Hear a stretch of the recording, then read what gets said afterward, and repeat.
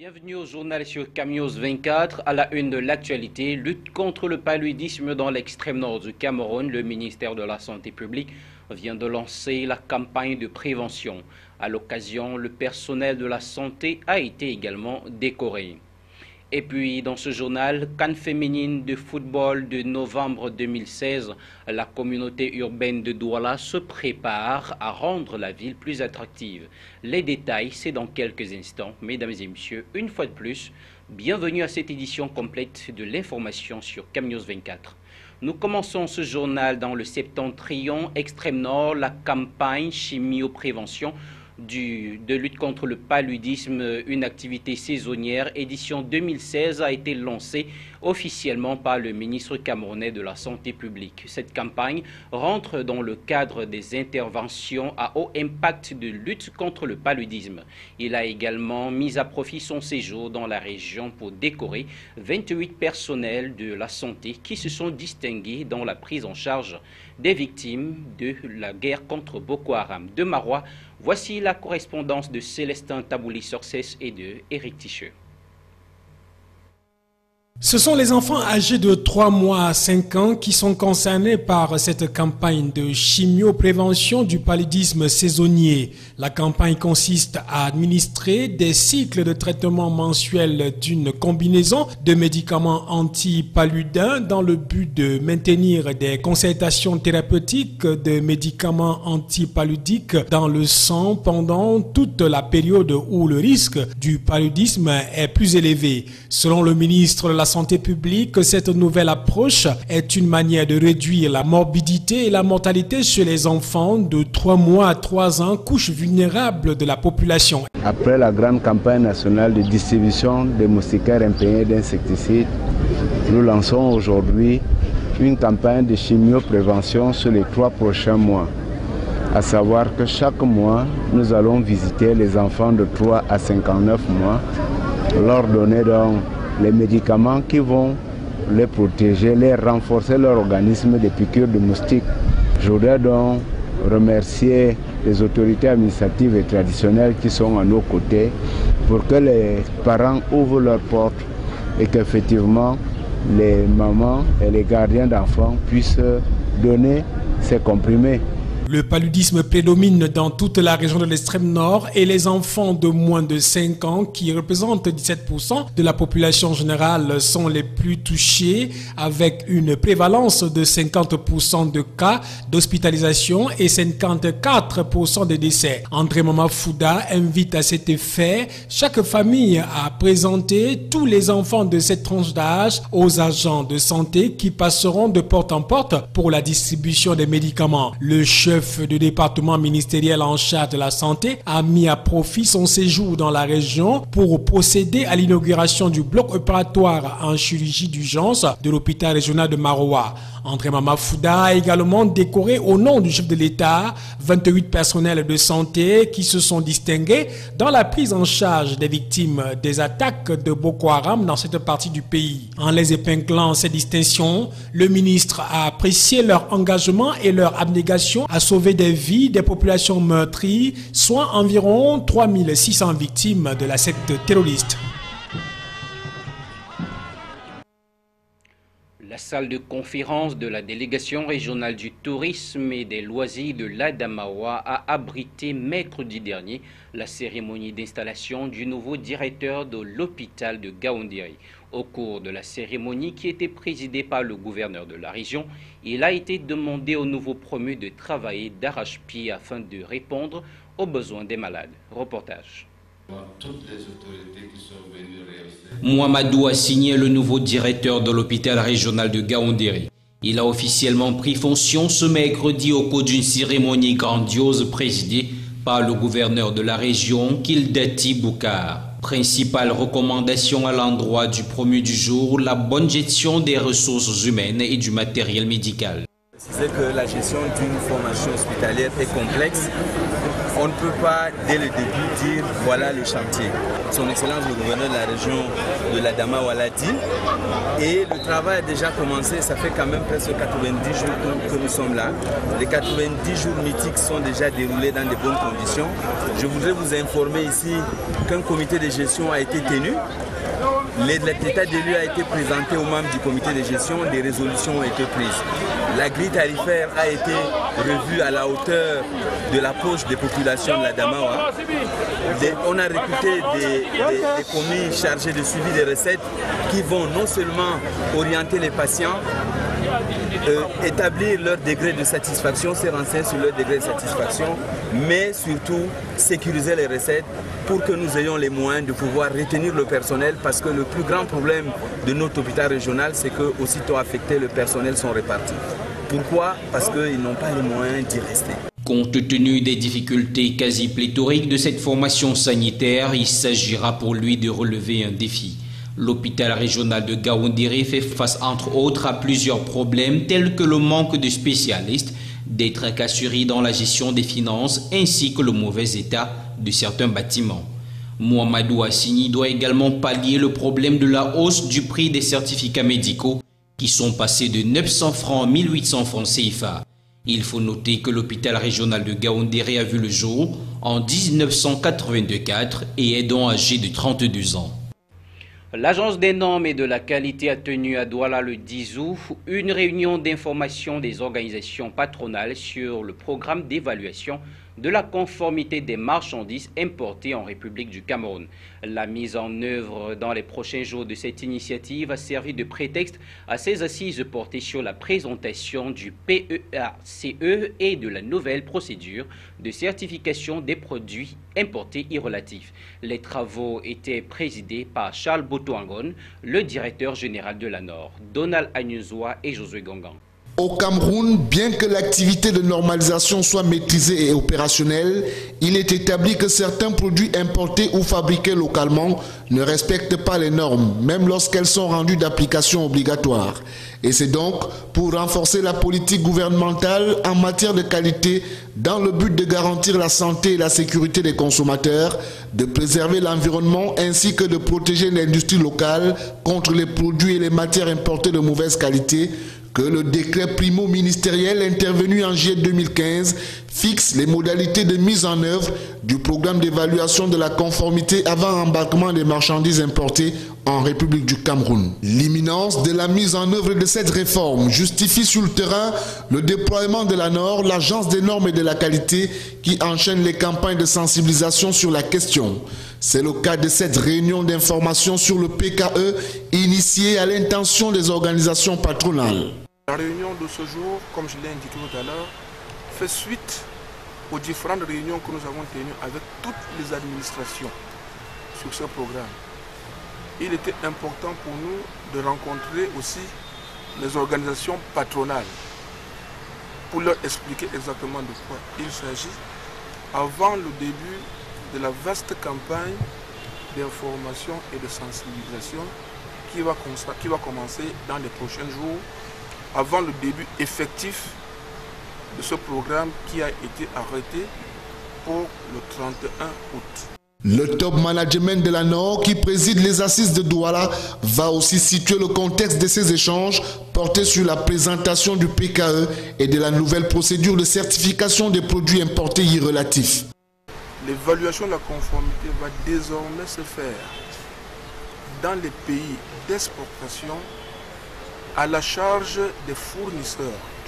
Je dis bien à la charge des fournisseurs qui auront la lourde responsabilité de prouver que les marchandises qu'ils envoient dans notre pays sont de bonne qualité.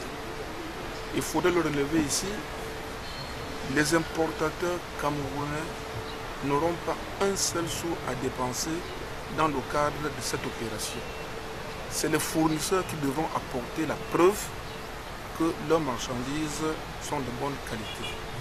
Et ce travail va se faire à travers des organismes qualifiés qui le font déjà partout dans le monde et avec lesquels le gouvernement camerounais a signé des conventions.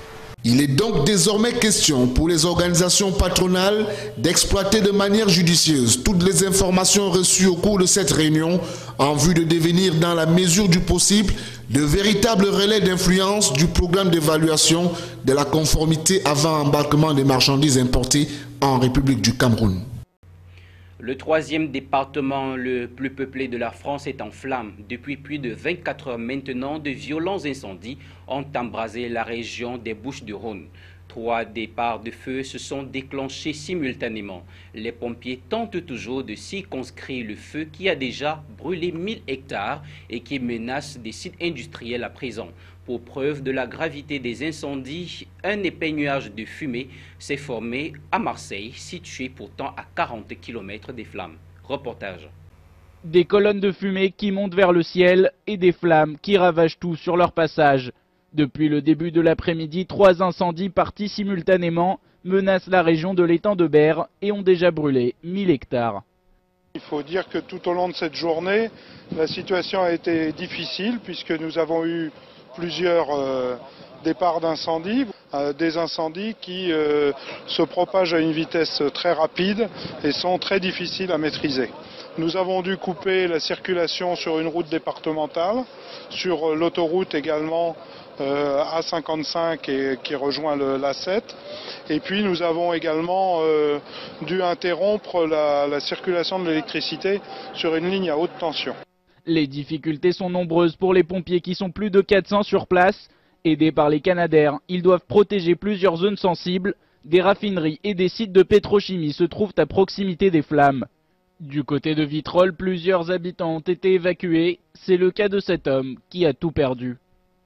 On s'est fait encercler par les flammes et puis on n'a pas pu se décoincer. Tout a brûlé, la maison, la voiture. Voilà. On s'est réfugié au centre aéré. Voilà. Et les pompiers sont venus nous chercher. En quelques secondes, c'était comment rapide? Ah, ça a été, ouais. On n'a même pas eu le temps de dire ouf que... Voilà. Il n'y a plus rien. Mon voisin, pareil. Mon propriétaire, pareil. Ses enfants, pareil. Leur maison aussi, pareil. Dans la commune et aux alentours, des centres d'accueil ont été mis en place. On ne connaît pas encore l'évolution du feu. Pour l'instant, les 2 gymnases d'accueil sont Léo Lagrange et Gymnase Pio. Il se pourrait qu'un 3e centre ouvre dans la suite, mais on est pour l'instant sur ces 2 points d'accueil. À l'aéroport de Marignane, plusieurs vols à l'arrivée ont été détournés. Des retards sont prévus au départ également. Preuve de l'importance de ces incendies, les nuages de fumée sont arrivés jusqu'à Marseille, pourtant situé à 40 km des flammes. Préparatif de la CAN féminine 2016, le comité d'organisation du projet de viabilisation de la ville de Douala vient de poser les jalons de ses activités. Une réunion irrelative vient de se tenir à la communauté urbaine de Douala. Des assises, on retiendra que la CAN féminine qui aura lieu du 19 novembre au 3 décembre 2016 est un prétexte pour la CUD pour relooker la cité économique. La synthèse dans cet élément. La CAN féminine 2016 approche à grand galop. La ville de Douala étant une zone de transit entre Yaoundé et Limbé, principale ville des compétitions, il est de bon ton que la ville de Douala soit plus accueillante. Et pour y parvenir, les chefs d'entreprise, les autorités, les médias et tout autre acteur aux côtés du délégué du gouvernement devraient apporter sa touche de contribution. Vous ne pouvez pas imaginer si une radio, une télé participe à l'animation, ça se chiffre. Ça, c'est votre participation à cette cagnotte. Si une entreprise manifeste sa citoyenneté pour que nous soyons en effervescence, c'est très différent des sponsors qui feraient au niveau du comité d'organisation de la CAN. Et déjà, un comité d'organisation du projet de viabilisation de la cité économique a été mis sur pied. Durant cette première concertation qui aura permis aux sous-commissions de présenter leurs projets, on retiendra les propositions de réaménagement des grands axes routiers, l'embellissement des grands espaces, la création des espaces d'attraction sans oublier l'aéroport international de Douala et bien d'autres.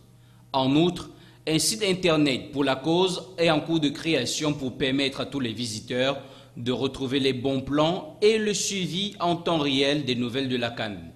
Toujours dans le volet communication, Les réseaux sociaux seront également utilisés pour la diffusion des informations. La CAN féminine 2016 sera non seulement une occasion pour valoriser les attraits touristiques de la ville de Douala, mais aussi pour lui donner une image positive. La prochaine réunion aura lieu entre le 24 et le 25 août 2016. La Ligue de football professionnel du Cameroun veut voir clair sur la destination des frais de licence censés contribuer à l'amélioration de l'assurance des joueurs professionnels. C'est l'un des points majeurs arrêtés en conseil d'administration extraordinaire tenu le 10 août à Yaoundé. D'autres points tels que la création des commissions ad hoc ont été aussi débattus. En outre, le Conseil a maintenu tout le personnel actuel de la Ligue. Le point sur les 8 résolutions des assises de Yaoundé, c'est avec Michel Ateba. 4 autres commissions ad hoc ont vu le jour. Les stratégies, l'éthique et la déontologie, les passations des marchés et la commission des règlements de conflits. Autre grande décision, l'organisation des séances de formation, des arbitres mis à la disposition de la Ligue de football professionnel du Cameroun par la FECAFOOT. En d'autres mots, la Ligue va former les arbitres qui officient dans son championnat. Désormais, il y a aussi le protocole d'un accord entre la Ligue et la direction technique nationale pour la mise à niveau technique des clubs de Ligue 1 et Ligue 2. Mais la résolution phare est le 7e point.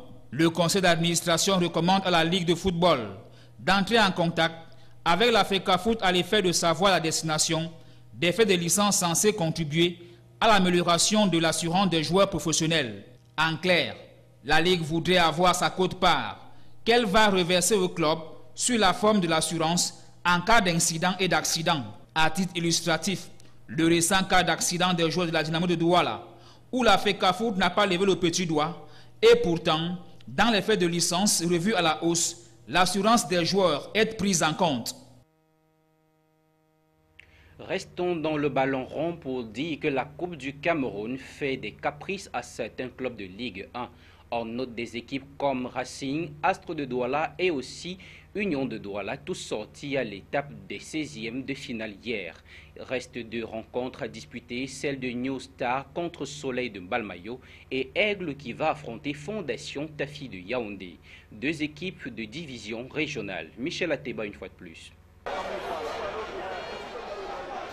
Avec 6 trophées, l'Union sportive de Douala est tombée au stade municipal de Loum, devant un néophyte de la compétition, Léon Blessé de Foutouni.